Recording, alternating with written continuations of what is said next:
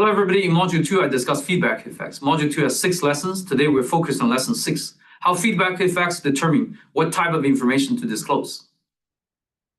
Previous lesson shows that managers are going to reduce disclosure to induce more stronger feedback effect to learn from prices. Such model is based on the manager and the market being informed of the same type of information or one-dimensional information.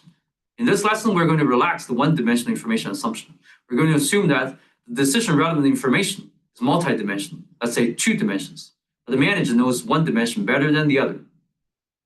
And disclosure is about which dimension of information to disclose. The answer is disclose the dimension that the manager knows more. That's because when you disclose more information in this dimension, it's going to reduce a speculator's trading profit in this dimension. It's going to induce them to trade more intensively on the dimension that the manager knows less about. So price is going to be more informative on the dimension that the manager knows less about and generates positive real effects. The manager can be more broadly interpreted to include many types of decision makers, for example, bank regulators or credit agencies, so long as they have real decisions to make and they learn from stock prices. The discussion is based on Ghost and Young 2019 JFE paper. Now let's look at the model. There are 3 days. At day 0, trading occurs in a Grossman-Stiglitz setting, private and public information. We discussed this setting in Module 1, Lesson 4. As in Grossman-Stiglitz, we assume a continuum of investors, so each investor is negligible and acts as price takers. Different from Grossman and Stiglitz, we assume that investors do not learn from prices for tractability reasons. At day 1, the manager makes some real decisions based on information from prices. And at day 2, all the uncertainties are realized. The real decision that the manager is making is the amount of investment, K. When investing K, the firm is going to generate a cash flow that is the product of A, F, and K. A and F are log normally distributed, which means log A and log F are normally distributed.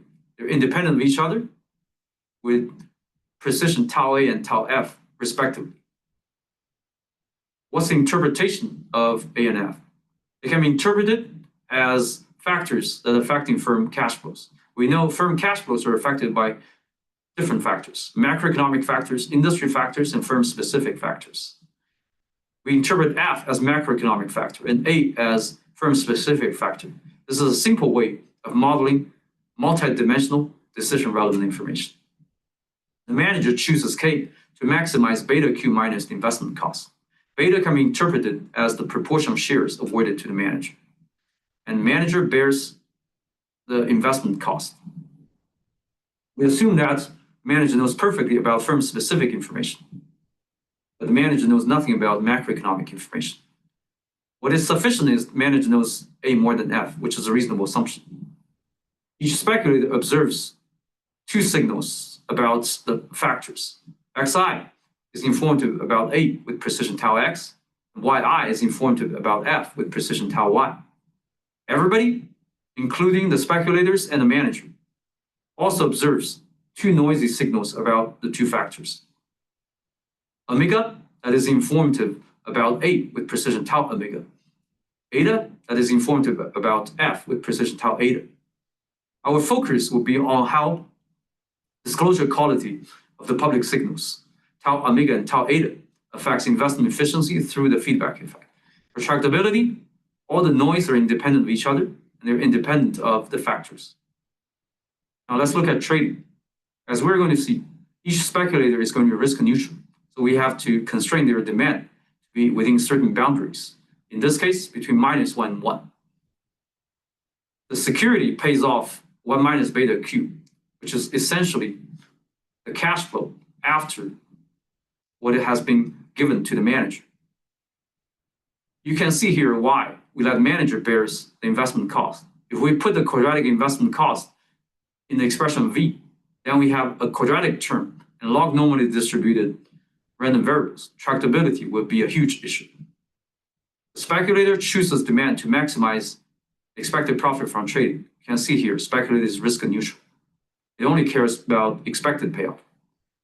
The speculator's information set has 2 pieces of private signals and 2 pieces of public signals. Because each speculator is risk neutral, the demand can be either +1 or -1. This is the supply function.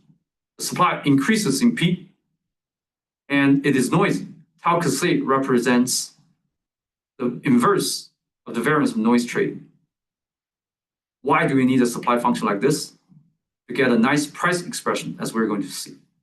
Usually, we work through demand function, and then think about a reasonable supply function that generates a nice expression of P. And of course, as usual, demand equals supply that generates the market clearing price. Now let's solve for the equilibrium. The equilibrium is solved through backward induction. Whatever decision is made last is solved first. Manager's investment decision is solved first because it is conducted last. The manager's investment decision is proportional to A, which the manager knows about, and expectation of F, conditional manager's information, A, price, and the publicly disclosed signals. For trading, we follow the similar logic to Grossman-Stiglitz. We focus on linear equilibrium. And intuitively, we would expect the speculator to buy one share if the realization of their signals are sufficiently good, which means some linear combination is going to be bigger than some constant G. We normalize the weights on Xi to be 1.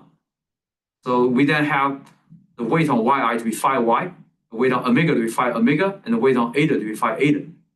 Phi Y, phi omega, phi eta, and G will be endogenously determining equilibrium. Because linear combinations of normally distributed random variables are still normally distributed. So we can use the conjecture of the demand and the properties of normal distribution to calculate the aggregate demand. Demand equals supply, that results in equilibrium price. In Grossman-Stiglitz, price is a linear function of the signal realizations and the supply noise. Here, price is an exponential function of the signal realizations and the supply noise. Because the manager knows of A and the publicly disclosed signals, so regardless of the expression of the price function, the price is another informative signal about F, which is the same logic as Grossman-Stiglitz.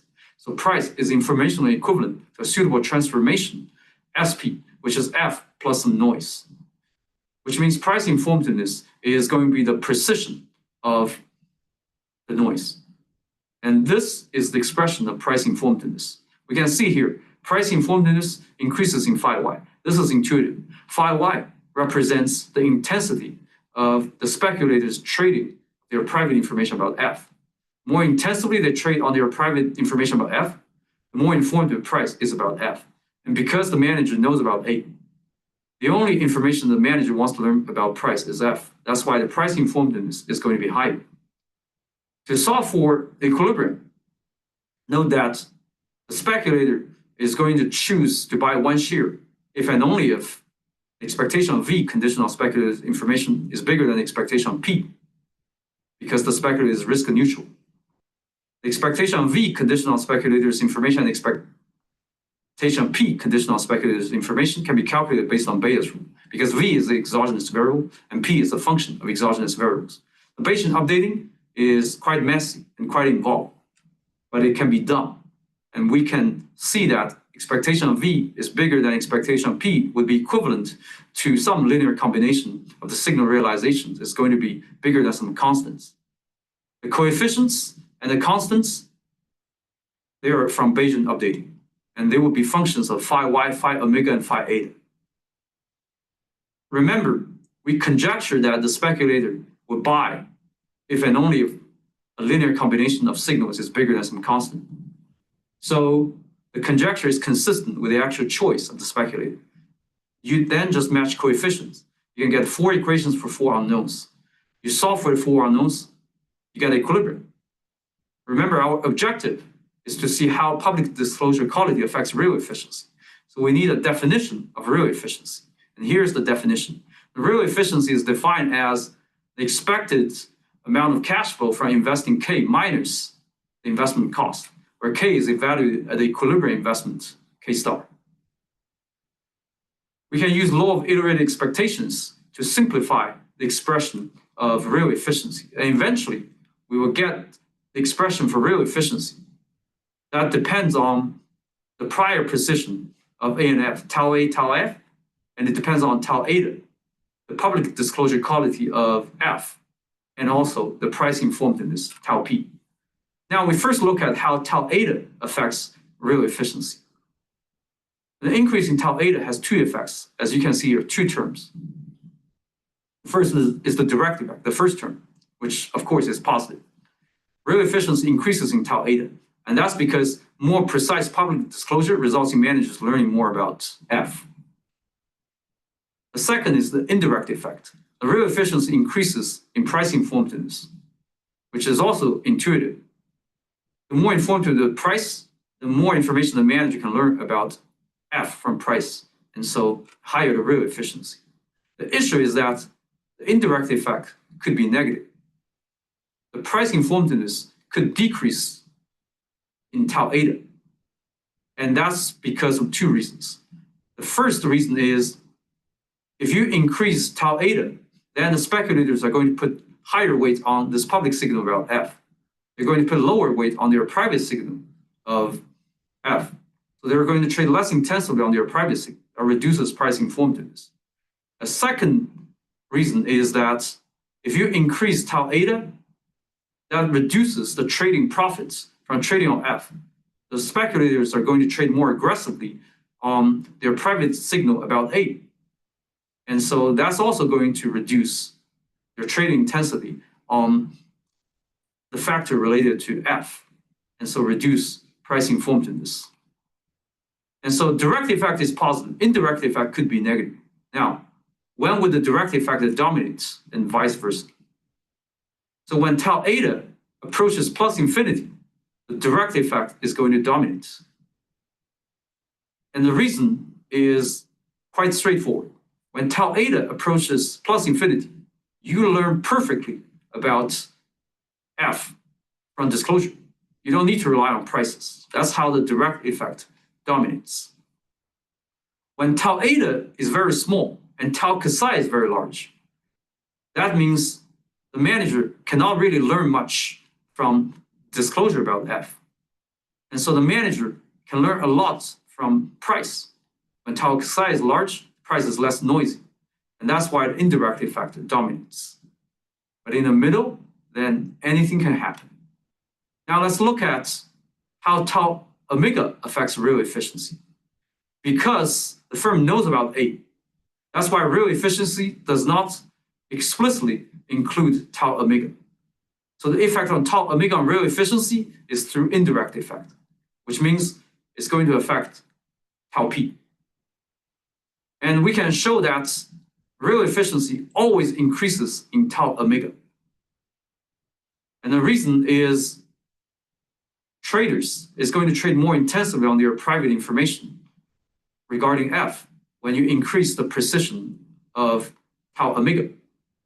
And that increases price informativeness. Again, there are two reasons for that. First, if you increase tau omega, speculators are going to put higher weights on the publicly disclosed signals. They're going to put lower weight on their privately known signal about A. And relatively speaking, they're going to put more weight on the private signal about F. The second reason is if you increase tau omega, then the speculator is going to have less profit from trading on factors related to A. So they're going to trade more aggressively on factors related to F. And so they're going to trade more aggressively on their private information. So to conclude, in the presence of feedback effect, information disclosure on the dimension that the real decision maker already knows a lot about is going to be beneficial. However, if the market already does a good job of aggregating information on certain dimensions, and the manager or the real decision maker does not know a lot about that, information disclosure may not be beneficial. And Ghost and Young talks about applications in stress tests, in credit ratings, and perhaps more important, in firm disclosure. And they're saying, as a manager, you should only disclose the information that the firm knows a lot and cannot be aggregated from the market.